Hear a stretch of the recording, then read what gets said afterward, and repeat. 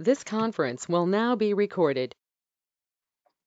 अद्य सोमवासरः अथवा केन्दुवासरः माघ शुद्ध सप्तमी रथसप्तमी दिनाङ्के दिनांक 7 फेब्रुवारी 2022 चरक मीमांसा अध्याय 5 श्रोतविज्ञान शंखं चक्रं गदयुकान्दधतमृतघटं चारुदोर्भिश्चतुर्भिः सूक्ष्मस्वच्छातिहृद्यांशुकपरिविलसन् मौलिमं भोजनेत्रं कालाम्भोदोज्ज्वलाङ्गं कटितटविलसच्चारुपीताम्बराढ्यं वन्दे धन्वन्तरिं तं निखिलगतवनप्रौढदावाग्निरीलम् प्रौढदावाग्निरीलम् ब्रह्मणो समारब्धामात्रेयाद्येषु पूजिता अस्मदाचार्यपर्यन्तां वन्दे गुरुपरम्पराम् आयुर्वेदरतं वन्दे माधवाख्यं महागुरुम् आयुर्वेदामृतं सर्वं शिष्येभ्यो यः प्रदत्तवान् द्रष्टाज्ञानी दृष्टकर्मा कृतकर्मा तथैव च अध्यापको विश्वश्रेष्ठो महान् संशोधकस्तथा गुणैरेतैः समुदितैः यत्कार्यं पतनोद्दिशः संवृद्ध्यर्थं हि कार्यस्य वयं न प्रयतामहे सरस्वत्यै नमो यस्याः प्रसादात् पुण्यकर्मभिः बुद्धिदर्पणसङ्क्रान्तं जगदध्यक्षं वीक्षते आत्रेयं प्रथमं वन्दे आयुर्वेदजगद्गुरुम् आयुर्वेदामृतं सर्वं गृहीत्वा हि सुरेश्वरात् अग्निवेशादिकेभ्यो यत्प्रेक्षत् मुनिसत्तमः प्रथमं तन्त्रकर्तारम् अग्निवेशं नमाम्यहम्।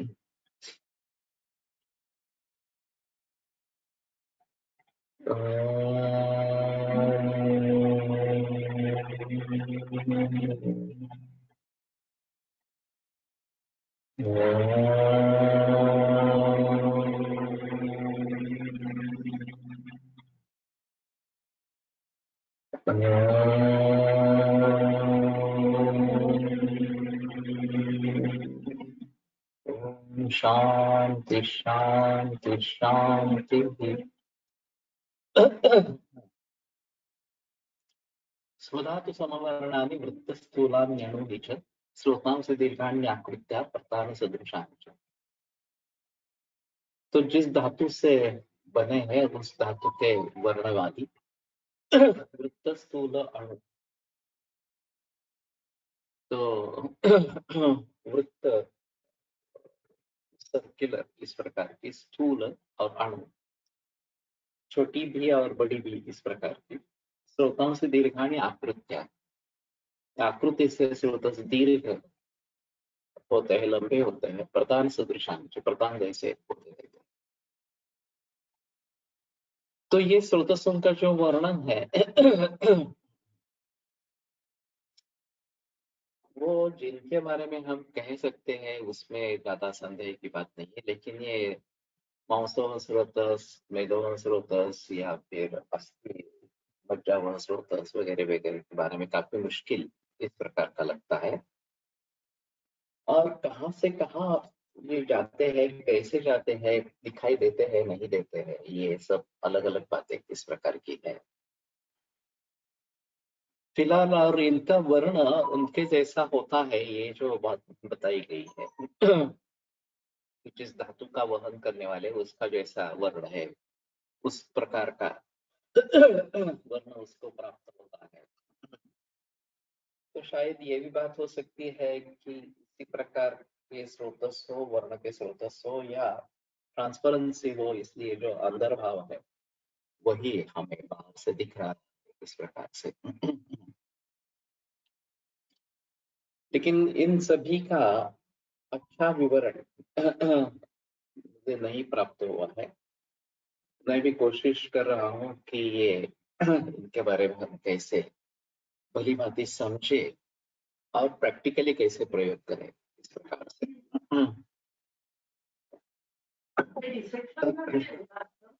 हाँ,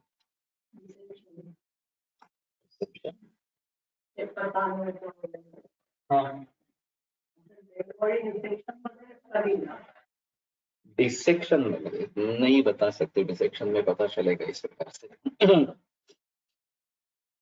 वैसे हमारी एनाटॉमी फिजियोलॉजी और आधुनिक एनाटॉमी फिजियोलॉजी में काफी अंतर है, और उन सभी को भली भांति समझ पाना ये थोड़ा सा मुश्किल इस प्रकार। प्राणोदकान्नवाहानां दुष्टानां श्वासिकी क्रिया कार्या तृष्णोपशमनी तथैव प्रदोष। प्राण उदक और अन्नमय स्रोतस अगर दुष्ट होते हैं तो श्वास रोग की चिकित्सा उसमें करनी है, और कार्या तृष्णोपशमनी तथैव आम प्रदोषी, और तृष्णा उपशमन करने वाली और आम प्रदोष को दूर करने वाली इस प्रकार की करें। अब यथासंख्य न्याय से प्राण के लिए श्वासी की क्रिया, उदक व स्रोतस के लिए तृष्णोपशमनी क्रिया, और अन्न व स्रोतस के लिए आम प्रदोषी की क्रिया ये करनी है। श्वास में जो पाया जाता है वो तमक श्वास से प्रधान है, बाकी ज्यादा ट्रीट करने वाले है ही नहीं। और उसमें पुरस्तक कुरुते श्वासम आमाशय समुद्भव प्राणोदकान्न वाहिनी दुष्ट स्रोताओं से दूषयन। तो प्राण उदक और अन्न तीन स्रोतों का संबंध वहां पे लिखा गया है। और पुरस्त वायु आमाशय समुद्भव इस प्रकार के श्वास को निर्माण करता है, और इसमें स्तमक श्वास में खास करके तीनों प्रकार के स्रोतों की दृष्टि दिख सकती है। एक धूली धूरी वगैरह दूर इस प्रकार का अगर संपर्क होता है और उसके जरिए श्वास होता है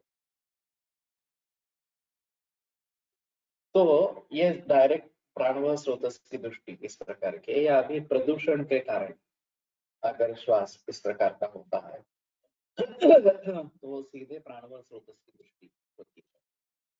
लेकिन पानी ज्यादा पी रहे हैं, ठंडा पानी पी रहे हैं, या फिर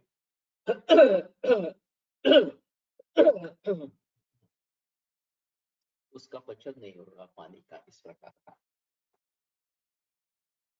तो ये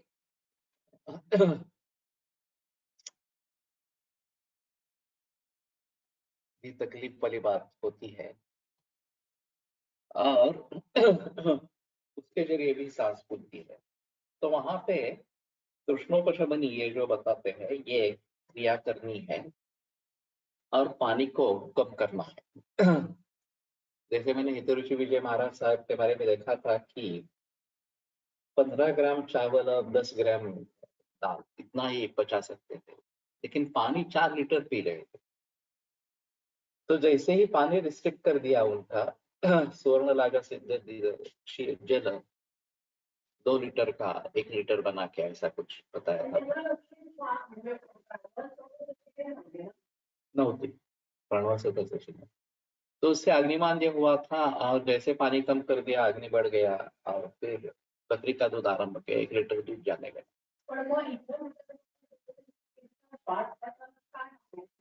हाँ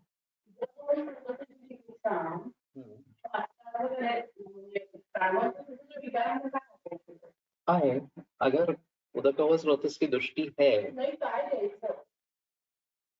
हाँ तृष्णा चिकित्सा देंगे। तृष्णा में जो वर्णित योग है वो देंगे, ये एक बात होगी। पहले तो संक्षेप क्रिया एवं निदान परिवर्जन की दृष्टि से पानी कम करना है। जब प्यास लगे, जितनी प्यास लगे उतना ही पानी लेना है, पानी उबाल के लेना है, पानी का काढ़ा बनाना है वगैरह वगैरह इस प्रकार। किडनी फेलियर में भी अभी यही करते हैं कि 2 लीटर पानी में सनक का कंगन, लाचा और ऐसी आधा लीटर शेष रखना है और उसी का पान करना है, ये बताते हैं। तो इससे काफी लोगों में फायदा इस प्रकार का होता है। और अन्न स्रोतस के लिए आम प्रदोष की चिकित्सा करनी है। आम प्रदोष में अतिमात्रा अन्न, अकाल भोजन वगैरह वगैरह ये सब तो बातें होती ही है। इसके बावजूद भी चिंता, शोक, भय वगैरह से भी पचन नहीं होता। सौमनस्य एक आवश्यक होता है पचन के लिए, वो नहीं होता तो भी पचन नहीं होता। तो उसकी चिकित्सा करना जरूरी इस प्रकार का है। तो मन हमारा सदैव प्रसन्न रहना चाहिए। ये जो बात कही गई है आहार परिणाम कर भाव, इस प्रकार से वो केवल जो हम मुख्य खाना खाते हैं उसके पचन के लिए नहीं, बल्कि सभी प्रकार के पचन के लिए अच्छे आहार परिणाम कर भाव आवश्यक इस प्रकार के रहेंगे। और स्थूल पचन तो हो गया, लेकिन सूक्ष्म पचन तो चलता ही रहता है शरीर के अंदर। तो हम सदैव अगर प्रसन्न रहेंगे, दुखी नहीं होंगे, तो बात बनती है कि हमारा धातुओं का पचन, महाभूतों का पचन भी अच्छा इस प्रकार का होगा। और उससे जो फायदे हमें मिलने वाले हैं वो हमें मिल पाएंगे। नहीं तो फायदे नहीं मिलते, लेकिन नुकसान होता है, आम बनता है। और ये आम अगर धातुओं में स्थित या कच्चा धातु निर्माण होता है तो फिर ये बड़ी समस्या हो जाती है।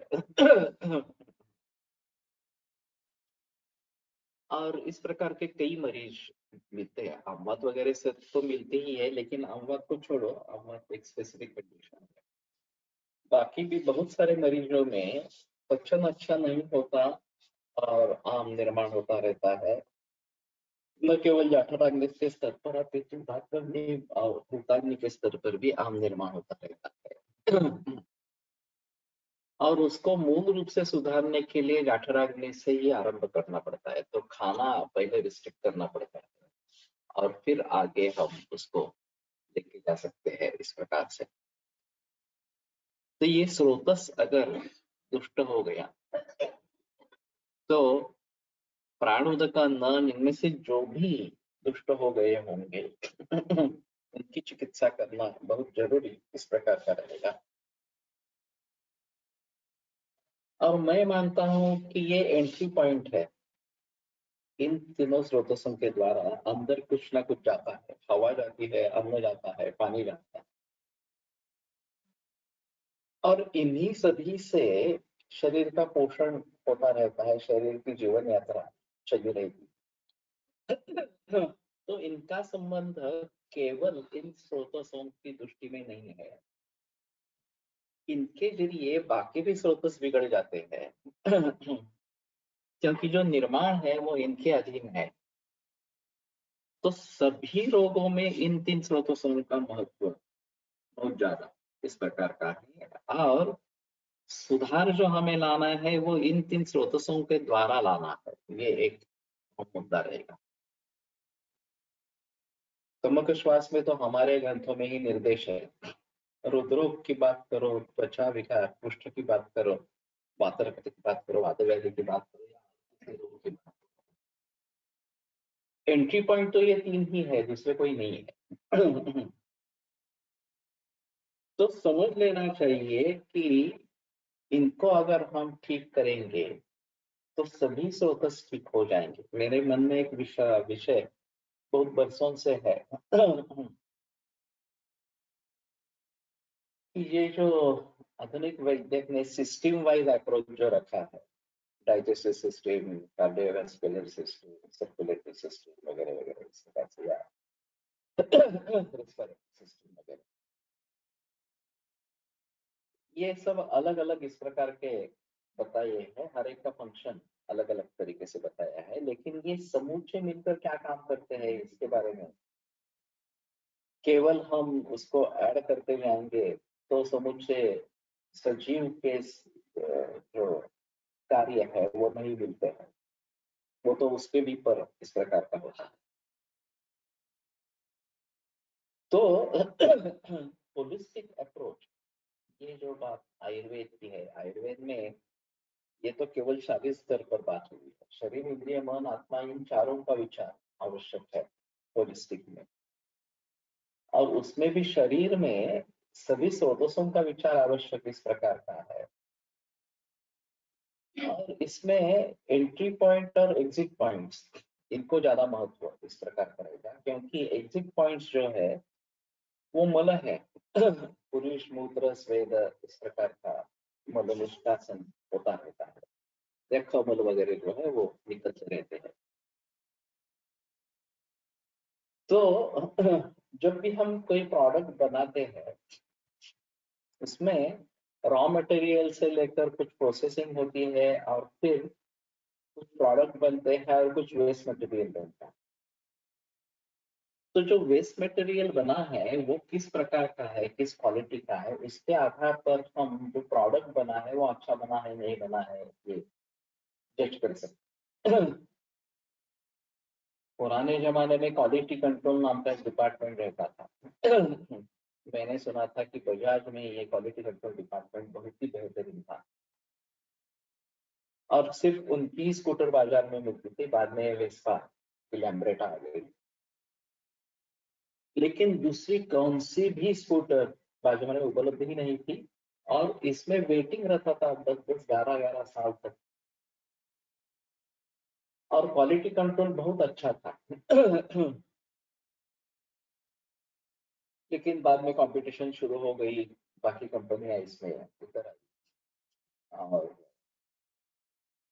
ये जो बजाज की मोनोपोली थी वो खत्म हो गई। लेकिन उन्होंने क्वालिटी कंट्रोल को ही कट कर दिया। जो कंपटीशन शुरू हुई तो क्वालिटी कंट्रोल को ही रोक दिया इस प्रकार से। तो ये बात तो नहीं होनी चाहिए। तो मैं मानता हूँ कि जो प्राण उदक अन्न ये बेहतर लेने वाले पदार्थ स्रोत इस प्रकार के स्रोत है और पुरुष मूत्र और स्वेद ये बाहर फेंकने वाले इस प्रकार के हैं। इन दोनों को भली भांति समझने की कोशिश करेंगे तो जो शरीर में परिवर्तन धातुओं में हो रहा है आहार से प्रसादी धातु इसमें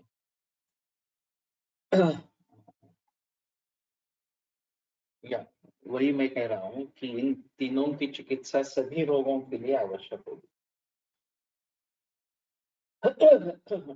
और इनकी चिकित्सा भली भांति हुई है नहीं हुई है ये देखने का सोर्स बहिर्मुख स्रोत जो है ये वेस्ट प्रोडक्ट्स जो बन रहे हैं वो अच्छे बन रहे हैं नहीं बन रहे हैं ये देखना है और उसमें सुधार होने लगा तो समझ लेना है कि भीतर भी सुधार हो रहा है, धातु भी अच्छे और धातुओं के जो मलय है कफ पित्त मलह केशु प्रस्वेदो नखरो मच्छ ये भी अच्छे तरीके से बन रहे हैं। ये अगर हमें पता चलता है तो समझ ले पाएंगे कि ठीक है ये मूल रूप से सुधर रहा है सभी इस प्रकार से। ये नाखूनों में कुनक जैसे हो जाते हैं। ये अस्थि धातु का मलय है और मैं ज्यादातर व्योशनवक का इसमें प्रयोग करता हूँ। त्रिकटु त्रिफला त्रिमद ये जो कॉम्बिनेशन है इसमें सिर्फ लोह भस्म डालने से नवायस लोह बन जाता है, लौह को गुगुल डालने से गुगुल बन जाता है। लेकिन ये जो योग है त्रिकटु त्रिफला त्रिमद ये धातुओं के निर्माण में सहायता करता है, अच्छी भली भांति धातु निर्माण करता है। तो मैंने देखा है कि इस प्रकार के कुनक वाले मरीजों में ये जब शुरू करते हैं 2-3 महीने में नाखून का रंग बदलने लगता है, नाखून नॉर्मल होने लगता है। तो ये केवल नाखून के लिए ही करे ऐसा नहीं, सभी रोगों के लिए कर सकते हैं। त्रिफला रसायन है इसमें क्लेद कम करने वाला इस प्रकार का है। त्रिकटु जो है वो उत्तम पाचन दीपन और योगा ही एक्शन वाला इस प्रकार का है और त्रिमद जो है विरंग चित्र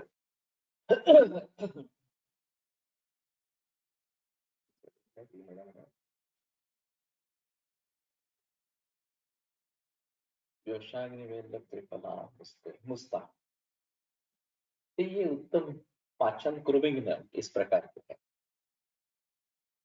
तो शायद बहुत सारे रोगों में इसका भली भांति प्रयोग हो सकता है। जहां जहां परिणमन की प्रक्रिया अच्छी तरीके से अपेक्षित है वहां ये इसका प्रयोग हो सकता है। मामा जोशी एक बुजुर्ग वैद्य थे पुणे में, उनके प्रयोग में नवायस लोह बहुत ज्यादा था। और फणसळकर की जो प्रयोग में आपका डिले हो जाता है। मैं पर फणसळकर का अनुयायी हूँ, तो मेरे चिकित्सा में ताप्य दिलो का ज्यादा प्रयोग है।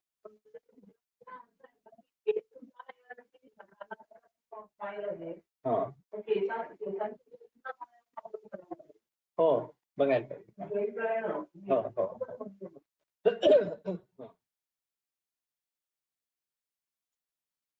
तो इसमें पूरी परिणमन की प्रक्रिया अगर सुधरनी है तो इस प्रकार के कुछ योग हम प्रयोग में ला सकते हैं। वैसे वसंत कल्पना भी इसके लिए बहुत अच्छी है। रसरक्त तक लघुमालिनी महोत्सव में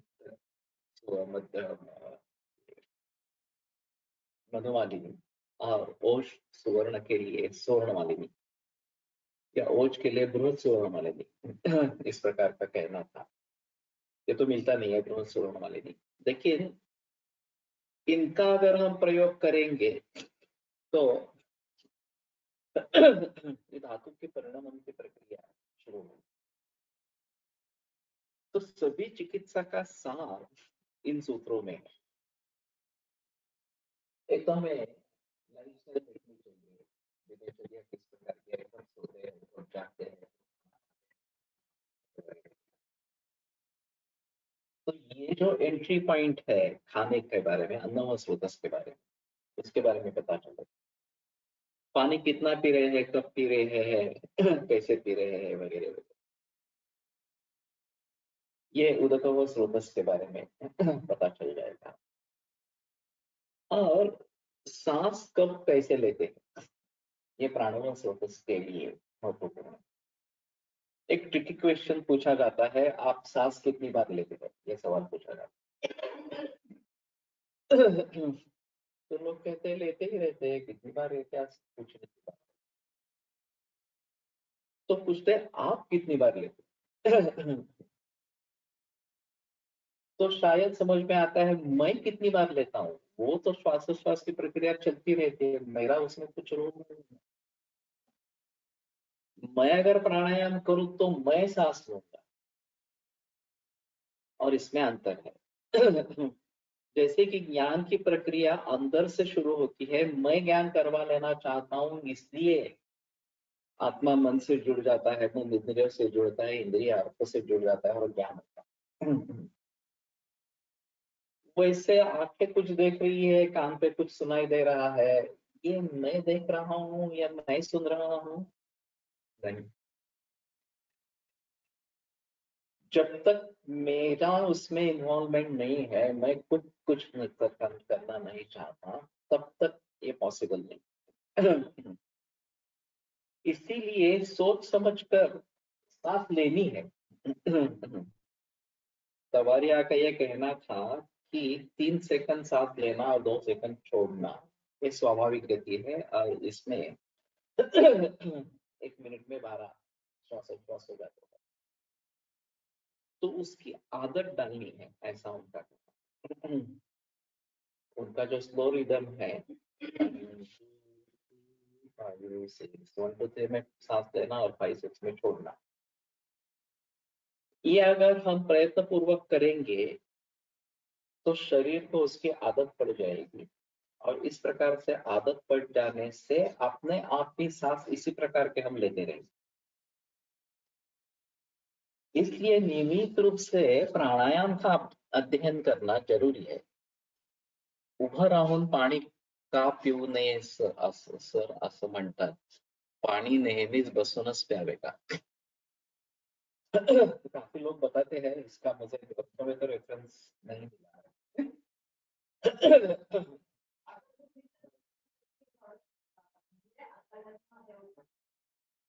त्याला काय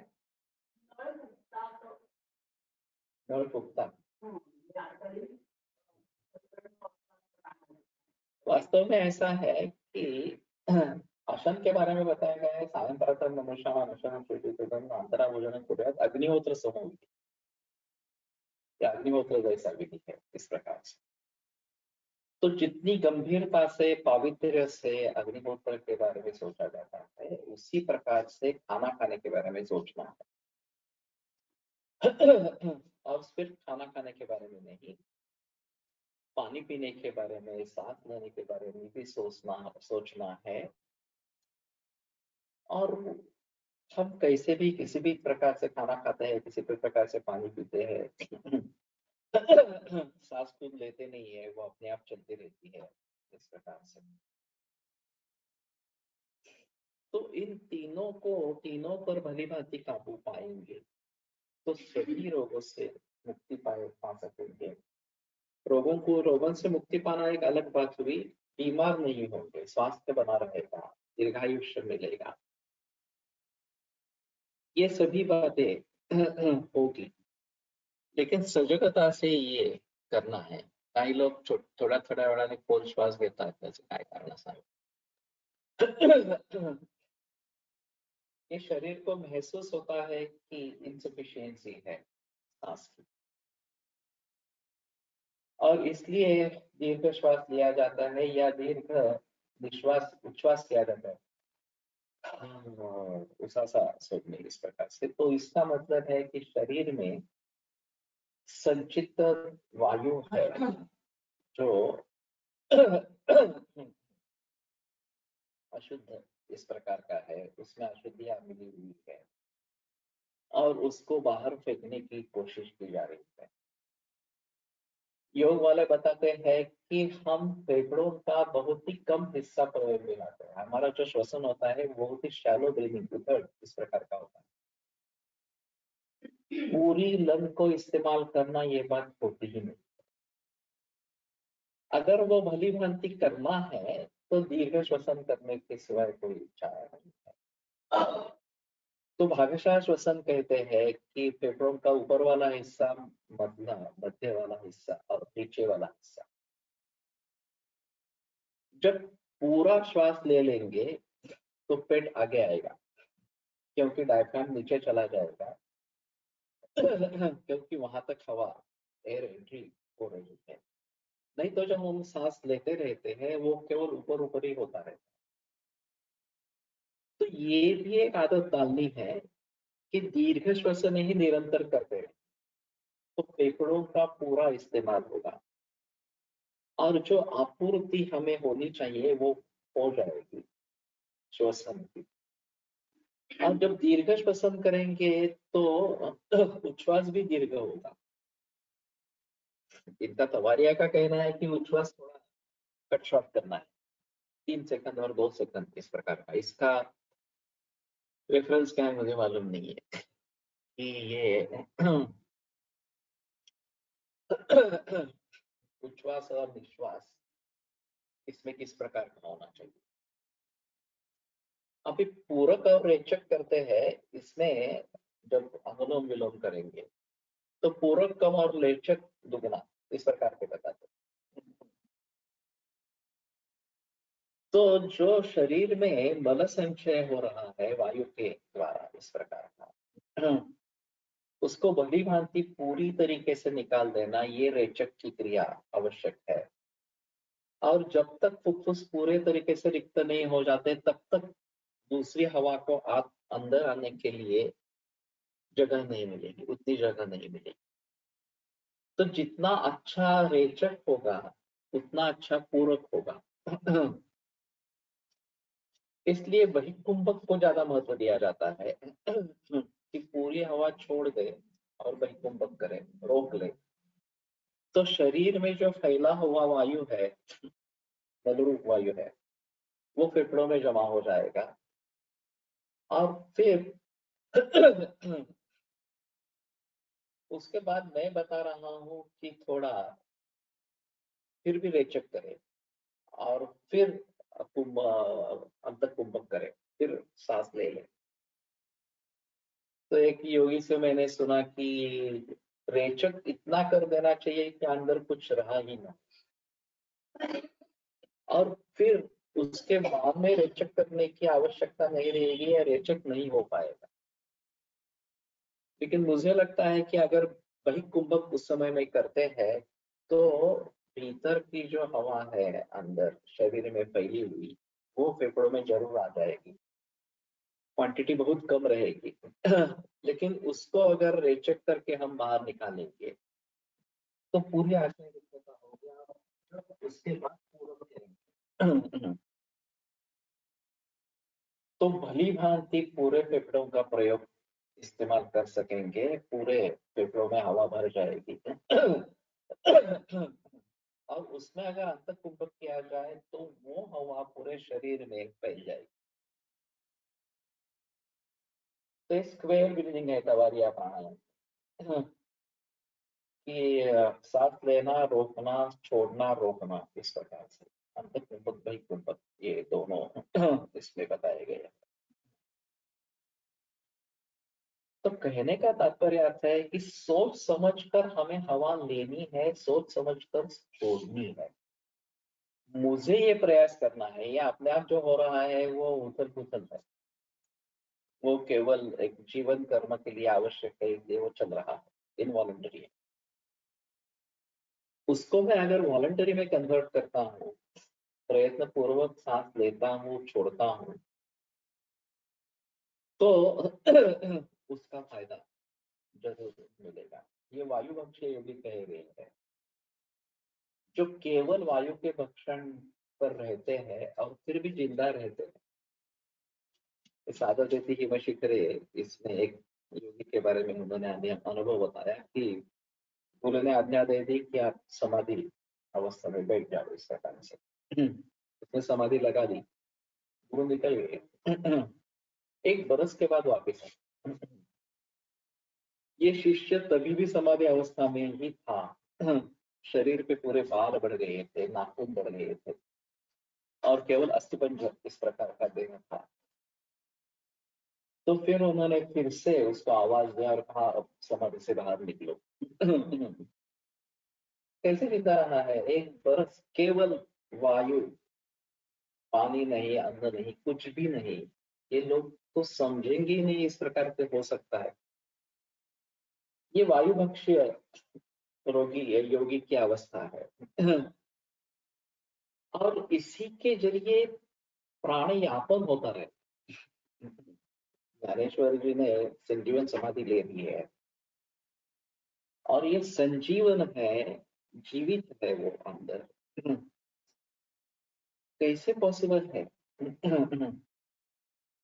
तो कहने का तात्पर्य अर्थ ये है कि आकाशात वायु, वायु अग्नि, अग्नि आपा, अभ्य पृथ्वी, ये जो निर्माण बताया गया है, ये केवल वायु लेते रहने पर भी पृथ्वी तक तत्व बनेंगे, बहुत कम मात्रा में बनेंगे, लेकिन बनेंगे। ऐसा नहीं होगा कि बिल्कुल कुछ नहीं बनेगा।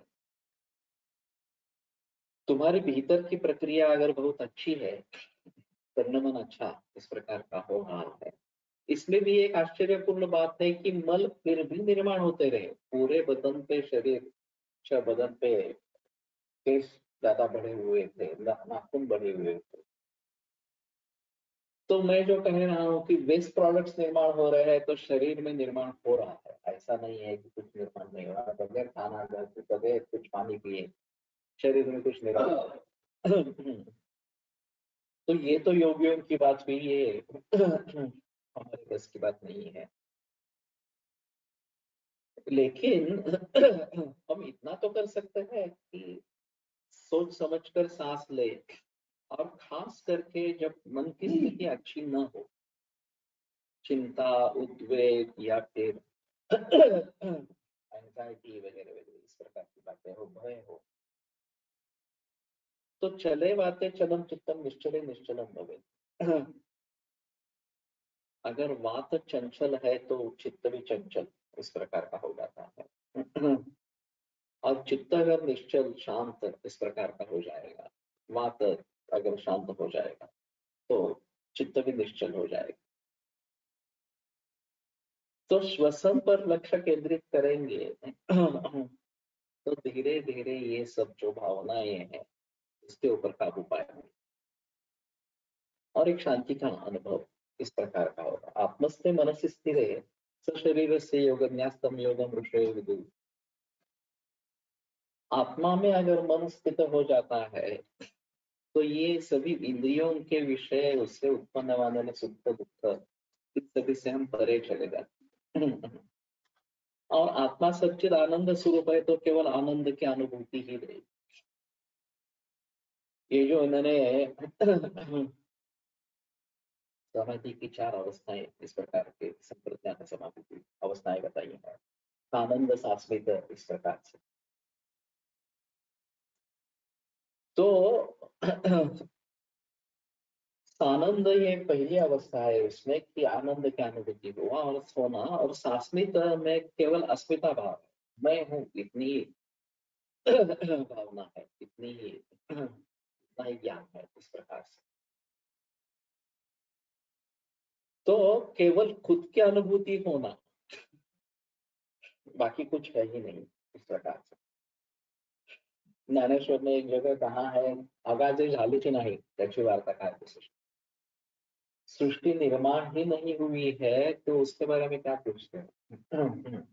ये केवल ब्रह्म तत्व ही है इस प्रकार से।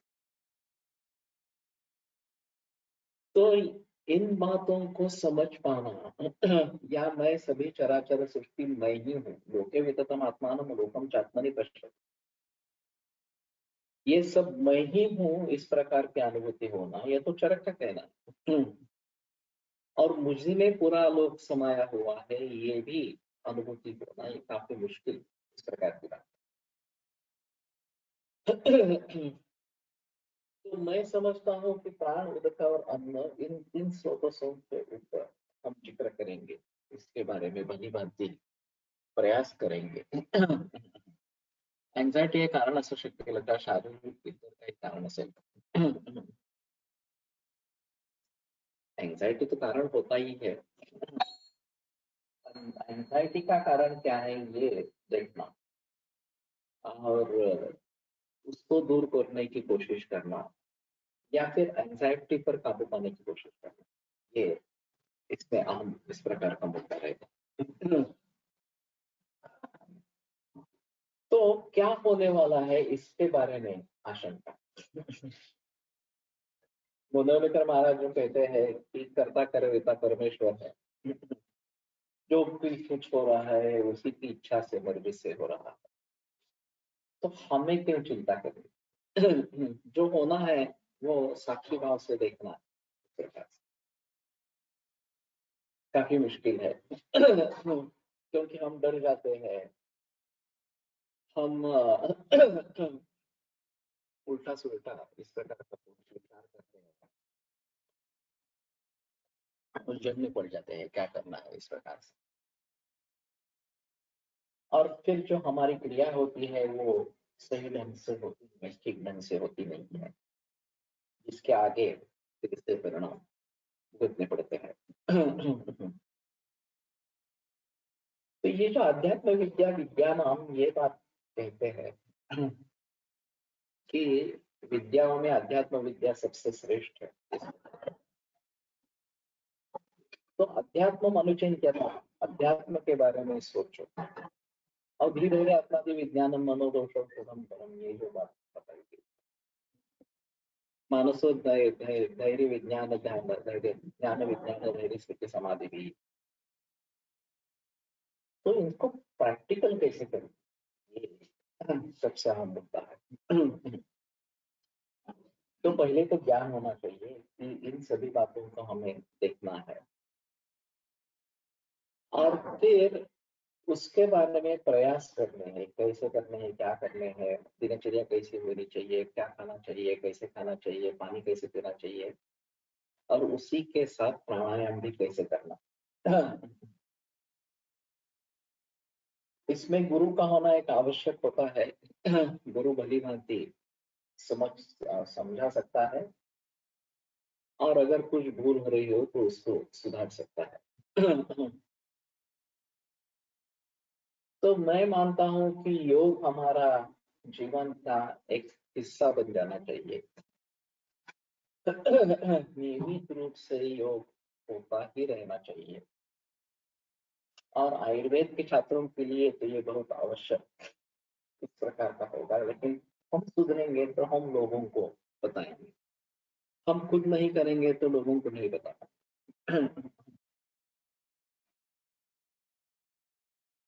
तो प्राण, उदक और अन्न व स्रोतस, ये तीन बहुत ही बेहतरीन महत्वपूर्ण स्रोतस है सभी रोगों के लिए या स्वास्थ्य के लिए। तो हम एक्चुअली केस पेपर में क्या देखना चाहते हैं? केस पेपर में हम इन्हीं को देखना चाहते हैं। इसमें प्राणव स्रोतस के बारे में ज्यादा जिक्र नहीं है, उदकव स्रोतस, अन्नव स्रोतस के बारे में काफी जिक्र है, मानसिक भावों के बारे में काफी जिक्र है। लेकिन प्राणव स्रोतस के लिए भी हमें थोड़ा प्रयास करना पड़ेगा, कुछ प्रश्न डालने पड़ेंगे। आप सांस कब लेते हैं, कितनी बार लेते हैं, वगैरह वगैरह। इस प्रकार से अगर पूछेंगे तो शायद लोगों को जवाब आने लगे। और हमें खुद तो करना ही है, इसमें संदेह है इसके बारे में। ओंकार एक अच्छा है इसमें। तस्यवाचकः प्रणवः, ईश्वर का वाचक ओंकार है। तज्जपा तदर्थ भावनम, और प्रच्छन्न विधारणाभ्याम व प्राण से ये ओंकार में हो जाता है। तो मैं तो बहुत सारे मरीजों को सुझाव देते रहता हूँ कि अनुलोम विलोम करो, ओंकार करो, ध्यान करो, शवासन करो।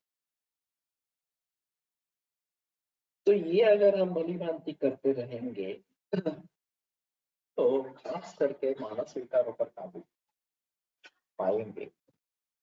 और सिर्फ ये बात नहीं है, जो कोष्ठ शाखा गति है इसमें फेफड़ों से जुड़ा कोष्ठ, ये फुफ्फुस रूपी कोष्ठ, और उससे इस कोष्ठ से पूरे शरीर में शाखा और मर्मास्थ संधि, इसमें दोषों का जाना और वापस आना, ये एक अहम मुद्दा है। और इसके जरिए ये जो एक क्षय स्थान वृद्धिष्ट दोषाणाम त्रिविधा गति, ये स्थान गति जो बताई गई दोषों, उसके ऊपर अच्छा काबू पाते हैं। और इस स्थान गति के लिए प्राणायाम बहुत जरूरी इस प्रकार का है। अब ये अगर करते रहेंगे तो बाकी करने की आवश्यकता नहीं। प्राणायाम रेव सर्वे प्रशिष्यन्ति मलाइति आचार्याणां केषाञ्चित् अन्यत् कर्म न सम्भवति। यही करेंगे तो बाकी कुछ करने की जरूरी इस प्रकार की नहीं है। प्राणायाम से कोष्ठ शाखा गति पर नियंत्रण करेंगे क्या? मैं तो मानता हूँ कि इससे जरिए कोष्ठ शाखा गति पर नियंत्रण होता है। उसमें जो एक बात बताई गई है, तथा वायु से निग्रह,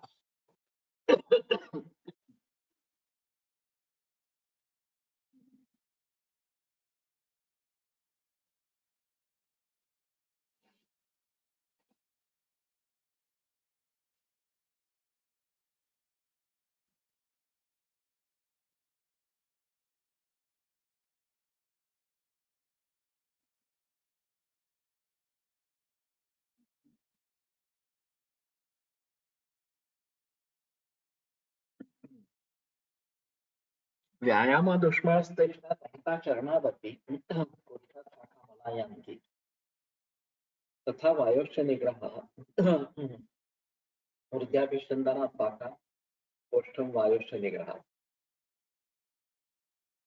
तो निग्रह ये क्या चीज है? वायु का निग्रह करना यानी कि प्राणायाम करना। चक्रपाणी दत्ता ने वहां पे किया है, और सीधा प्राणायाम का इस प्रकार का रेफरेंस इसी जगह पे आया है, बाकी किसी जगह पे आया है। लेकिन कोष्ठ शाखा गति एक अहम गति है। प्राकृत रूप में सभी का कार्य होने के लिए दोषों का कोष्ठ में होना और शाखा मर्म से संधि में होना आवश्यक। ये व्यायाम वगैरह एक प्रकार से कोष्ठ से शाखाओं में चले जाते हैं, और वायु का निग्रह स्थान, ये भाप वगैरह इस प्रकार से स्रोतों मुख विशोधन वगैरह के जरिए फिर से कोष्ठ में आने लगते हैं। सर्वदेह प्रविष्टता सामान दोषान कि सभी शरीर में फैले हुए सामदोष को निकालने की कोशिश मत करें। शमयत्तान प्रयोगेण सुखम व कोष्ठमानि, का शमन करे या सुख से कोष्ठ में लाए, ज्ञात्वा कोष्ठ प्रपन्नांश यथा संगम विनियोजन, और वो कोष्ठ में प्राप्त हुए है ये देखकर उनको बाहर निकालने की कोशिश की। तो पंचकर्म कब करना है इसके बारे में भी चरकाचार्य स्पष्ट रूप से कहते हैं कि कोष्ठ में अगर दोष समा गए है, आ गए है, पंचकर्म विचार तांदुपस्थित दोषाणाम देह स्वेदन से उपस्थित दोषत्व अगर हो जाता है, दोष कोष्ठ में आ गए हैं और बहिर्मुख है, प्रवृत्त है बाहर आने के, तो पंचकर्म करवा देना है। जो दोष निकलने की कोशिश करे तो उनको बाहर निकाल देना। तो ये अहम मुद्दा रहेगा कि कोष्ठ शाखा गति, इसमें स्थान गति जो बताई है दोषों, क्षय स्थान वृद्धिश्च दोषाणां त्रिविधा गति, दोषों की क्षय गति, दोषों की वृद्धि गति और दोषों की स्थान गति, 3 प्रकार की गतियां रहेंगी। और स्वास्थ्य बनाए रखना है तो स्थान गति आवश्यक, और जो भी थोड़ा आहार विहार के जनित थोड़ा सा विषय में होता होगा उसको हमें समझ लेना है, उससे स्थान गति को मेंटेन करना है। तो पूरी दिनचर्या इस प्रकार की अगर बनाई जाती है कि हर एक का अपना अपना स्थान है, खाना कब खाना है, व्यायाम कब करना है, योग कब करना है, सोना कब है, जागना कब है वगैरह, तो प्राणायाम एक अंग बन जाएगा हमारे जीवन शैली का। और प्राणव स्रोतस, उदकव स्रोतस और अन्नव स्रोतस का तो हिस्सा है ही, उसमें कोई संदेह नहीं है। तो उसके बारे में सोचना है, ये तीनों का अगर अच्छा मिलाप हो तो स्वास्थ्य बना रहेगा और कुछ करने की जरूरत नहीं। अगर प्रसंगोपात तो इसमें कुछ परिवर्तन आ गया तो उसमें फिर से सुधर लेना है और स्वास्थ्य बनाए रखना। इन्होंने रक्त का जो उदाहरण दिया है कि अगर निर्माण अच्छा किया गया है, सारथी चलाने वाला अच्छा है, रास्ता अच्छा है, तो स्वप्रमाण क्षयदेव अवसानम गच्छेत्। उसके नैसर्गिक रूप से जैसे क्षति होती रहेगी, हानि होती रहेगी, वो उतना अपना आयुष पूरा कर लेगा। उसी प्रकार से ये हमारा जीवन भी है। वो भली भांति हम सभी बातों पर ध्यान दे तो इसमें से बाहर निकल आए। अब बात ये होती है कि बहुत सारे वर्षों तक इस प्रकार का आपत्ति सेवन चलता रहता है, हम ध्यान ही नहीं देते क्योंकि इसके बारे में कभी सिखाया ही नहीं गया। आयुर्वेद के छात्रों को भी सिखाया नहीं गया, बाकी एलोपैथी में तो छोड़ दो, उसमें तो कुछ संभावना है ही नहीं इस सब के बारे में सोचने। और जो फ्रैगमेंटेड फोकस्ड अप्रोच है, इसके जरिए बहुत सारा नुकसान हुआ है पूरे समाज का। हमें आयुर्वेद में ये सीखने के लिए मिला है, ये हमारा सौभाग्य है। हम होलिस्टिक अप्रोच से, सर्वांगीण दृष्टि से विचार करके इसके बारे में सोच सकते हैं, कोई भी किसी प्रकार का मरीज हो। और इसलिए तो आयुर्वेद टिक पाया है, नहीं तो हजारों बरस आयुर्वेद का इस प्रकार से टिकना मुश्किल था। हमारे प्रिंसिपल्स कभी भी नहीं बदलेंगे, बदले नहीं है और कभी भी नहीं बदलेंगे। ये तो हमारी खासियत है, शाश्वत तत्व ज्ञान इस प्रकार। तो मैं समझता हूँ कि ये प्राण उदक और अन्नमय स्रोतस ये काफी महत्वपूर्ण है, सभी रोगों के लिए महत्वपूर्ण है, सभी सिस्टम्स के लिए महत्वपूर्ण है। तो इसमें प्राणायाम पर ज्यादा जिक्र नहीं किया है, प्राणव स्रोतस। रेफरेंस कहाँ आया है? प्लीज दोहराएंगे क्या? निग्रह वाला ये वाग्भट में तो 12वें अध्याय में है। चरक में अभी याद नहीं है मुझे, लेकिन चरक में थोड़ा वर्डिंग अलग है, भाव वही है। 12वें का 13वें अध्याय में, 13वें अध्याय में सुप्रस्थान। तो दोष की कोष्ठ शाखा गति, और दोष की कोष्ठ शाखा गति ये शायद 17वें अध्याय में है, मुझे भी याद नहीं है, सूत्रस्थान में। और इसमें वायु निग्रह ये एक कारण बताया गया है, जिसके बारे में ज्यादा बहस। और हमें जो भी हम क्रिया कर रहे हैं इसमें सांस के ऊपर ध्यान देना है। और ये जो 3-2 वाली बात बताते हैं, 3 सेकंड और 2 सेकंड की, वो भी काफी ध्यान में रखनी है। कम से कम दीर्घ श्वसन होता है। बच्चों में देखा जाता है कि दीर्घ श्वसन होता रहता है। बच्चे जब सोते हैं तो सांस लेते हैं तो पेट ऊपर आता है, और सांस छोड़ते हैं तो पेट नीचे चला जाता है। ये स्वाभाविक है, और ये बाद में बदल जाता है, और फिर केवल केवल शैलो ब्रीदिंग इस प्रकार का होने लगता है। तो उसी समय में हमें थोड़ा सा जागरूक होना इस प्रकार का पड़ेगा, या कम से कम युवा अवस्था में तो जागरूक होना पड़ेगा। और फिर ये भली भांति दोषों की कोष्ठ शाखा गति को मेंटेन करेंगे, जो प्राणायाम के जरिए अच्छी होगी, तो स्वास्थ्य बना रहेगा। और बीमारी आ गई तो भी चरक 28-31 दोष कोष्ठ गति। ओके।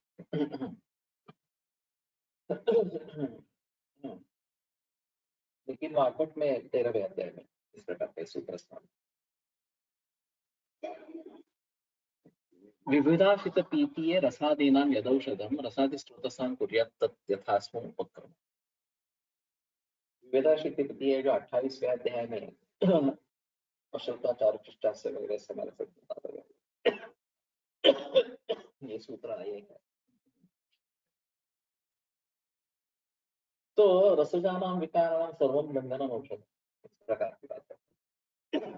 रसज विकारों के लिए बंधन ये औषध इस प्रकार का बताया गया है। वृद्धाभिषंदनात् पाकात् स्रोतो मुख विशोधनात् शाखा मुक्त्वा मला कोष्ठम यान्ति वायोश्च निग्रहात्। ये सुश्रुत और सुश्रुत का निचरक का है, और वासुक का व्यायाम विष्णु चेष्टा दहिता चलना जरूरी उसका शाखा बना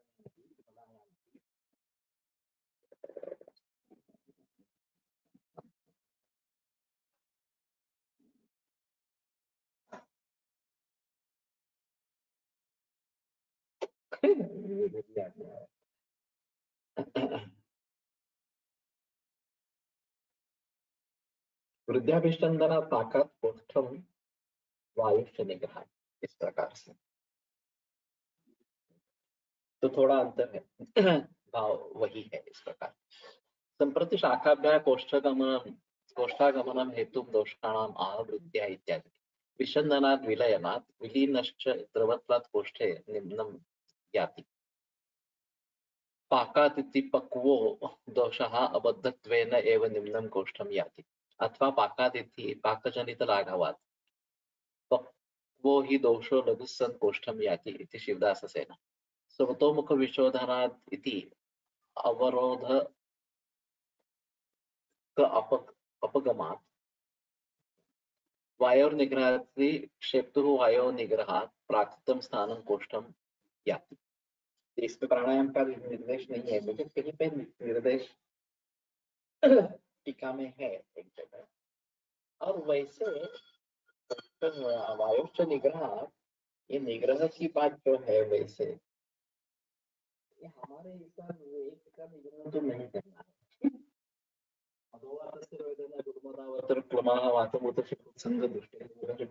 इस प्रकार की बातें बताई गई है। तो निग्रह इस प्रकार का निग्रह तो नहीं करना है। तो संभवतः ये केवल योग की जो प्रक्रिया है प्राणायाम, इसी का इसमें निर्देश है। मैं जो आयुर्योग की बात कह रहा हूँ कि जहां जहां इस प्रकार के रेफरेंसेस कुछ मिलेंगे इसमें आयुर्वेद और योग को इकट्ठा ला सकते हैं, एक साथ ला सकते हैं और उनके आधार पर निदान चिकित्सा के बारे में बोलेंगे। ये अच्छा इस प्रकार का रहेगा। तो ये बात इसमें हो सकती है कि हम भली भांति आयुर्योग को इसमें आगे ले चले। तो रसाति स्रोत का जो औषध है वो सूत्रस्थान 28वें अध्याय में इस प्रकार के निग्रह किंच वायुश्च निग्रह च शब्दान् न केवलं पूर्वेभ्यः हेतुभ्यः यावत् वायु प्रेरणा च इति अर्थार्थः।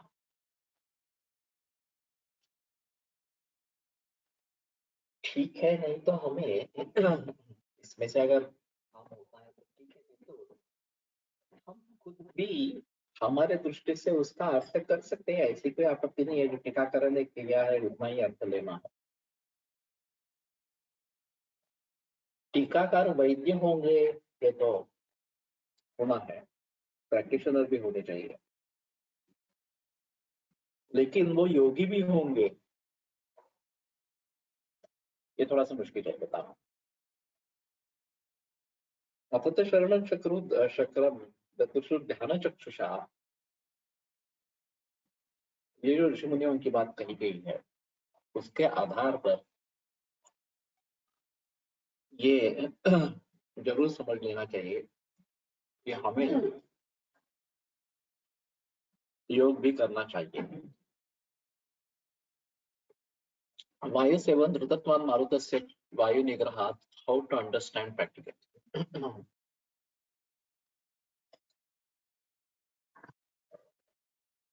ऋतत्वान् मारुतस्य च मुझे याद नहीं आ रहा। व्यायामादुष्णस्तक्षात् अयताचरणादपि कोष्ठाच्छाखामलाङ्गान्ति ऋतत्वान् मारुतस्य च। अभी उसमें ऋतत्वान् मारुतस्य च है। तथा दिव्या स्रोतोमुख विशोधनात् वृद्धाभिषंदनात् पाठात् कोष्ठं वायुश्च निग्रहः। अभी पूरा श्लोक याद आ रहा। तो ये काफी बड़ा विषय है। तो कल इसके बारे में बात करेंगे।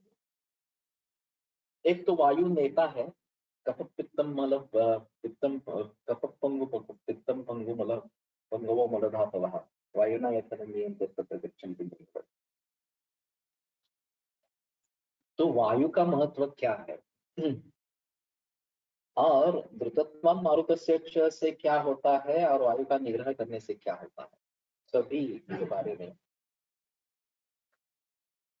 थोड़ा गहराई में जाए तो सोचेंगे तो शायद बात बनेगी। आयुर्वेद प्रकांडो निगदित इह हि शल्यतंत्र प्रधानः शिष्येभ्यः शाश्वतोऽयं निखिल जन कृपा व्याप्त चित्ते मय्येन आयुर्वेदस्य वाञ्छन् पुनरपि भुवने तां च सुष्ठु प्रतिष्ठां श्रेष्ठं धन्वन्तरिं तं प्रणमति च सदा वैद्यवर्गो हि नूनं वैद्यवर्गो हि नूनम्।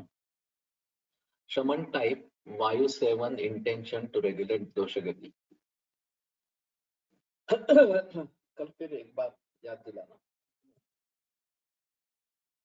या ऐसे एस्पेक्ट्स है कि जिसके बारे में ज्यादा चर्चा नहीं की जाती। व्यायाम तप मारुत ये शमन की बात कही गई है, अब उसको हम सोच नहीं रहे हैं वास्तव में। तो कल बोलेंगे।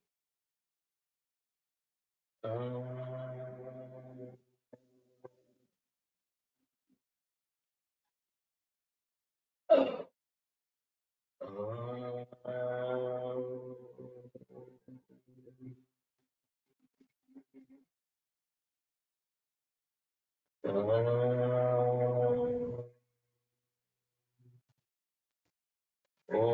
शान्ति शान्ति शान्तिः। विरम्यते व्याख्यानोत्तरं श्वः पुनरपि वदिष्यामः।